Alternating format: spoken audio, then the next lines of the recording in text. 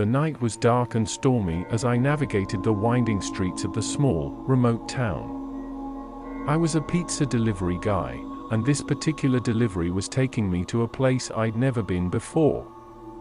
The address was deep in the woods, far from the main road, and my GPS struggled to find a signal. As I drove further into the forest, my unease grew. The trees loomed over the narrow road, casting long, eerie shadows that seemed to dance in the dim glow of my headlights. The rain drummed relentlessly on the roof of my car, adding to the feeling of isolation. It was the kind of night that sent shivers down your spine. Finally, after what felt like an eternity, I spotted a flickering porch light through the trees. I had arrived at my destination. The house was old and decrepit, its wooden siding weathered and worn. The windows were all boarded up, except for one on the front door. It was a strange place to order a pizza, and my gut told me something was off, but I needed the money, so I reluctantly grabbed the pizza box and made my way to the front door. As I approached the door, I couldn't help but notice the eerie silence that hung in the air. There were no sounds of life, no distant hum of a television or the low murmur of conversation. Just the relentless rain and the rustling of leaves in the wind. I knocked on the door, and it swung open slowly, revealing the darkness beyond. "Hello?" I called out, my voice trembling. "Pizza delivery." No response. I stepped cautiously into the dimly lit entryway, my heart pounding in my chest. The air inside was cold and damp, sending a chill down my spine. The smell of decay hung in the air, and I could see cobwebs in the corners of the room. It was as if this place had been abandoned for years. I moved further into the house, my footsteps echoing in the silence.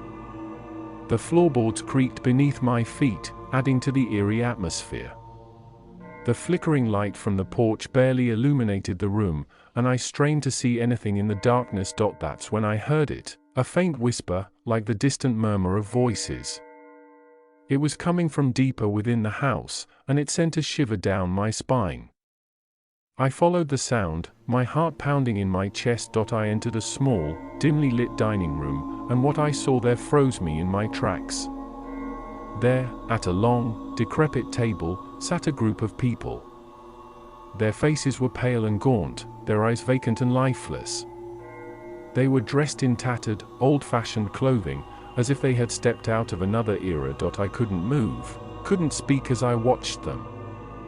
They seemed oblivious to my presence, their voices a ghostly whisper as they muttered to each other in hushed tones. It was as if I had stumbled upon a gathering of the dead. Suddenly, one of them turned their head slowly to look at me. Their eyes were empty voids, and a chill ran down my spine. I dropped the pizza box in terror and turned to run, but the door slammed shut with a deafening crash, trapping me inside. I frantically tried to open the door, but it wouldn't budge. Panic surged through me as I turned to face the group at the table. They were all staring at me now, their hollow eyes fixed on me with an unsettling intensity. One of them rose from their seat and started to approach me, their movements slow and deliberate. I backed away, my heart pounding in my chest, but there was nowhere to go.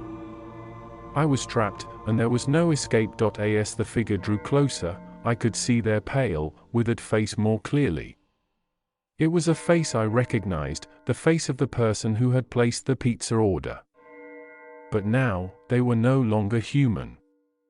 Their skin was cold and clammy, and their mouth twisted into a grotesque, inhuman grin. I screamed as the figure lunged at me, and everything went black. When I woke up, I was back in my car, the rain still pounding on the roof.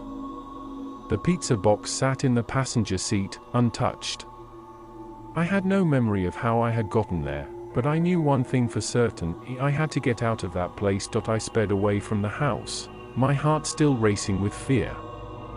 I never looked back, and I never returned to that town again. To this day, I have no explanation for what I witnessed that night, but one thing is certain: it was a horror that I will never forget.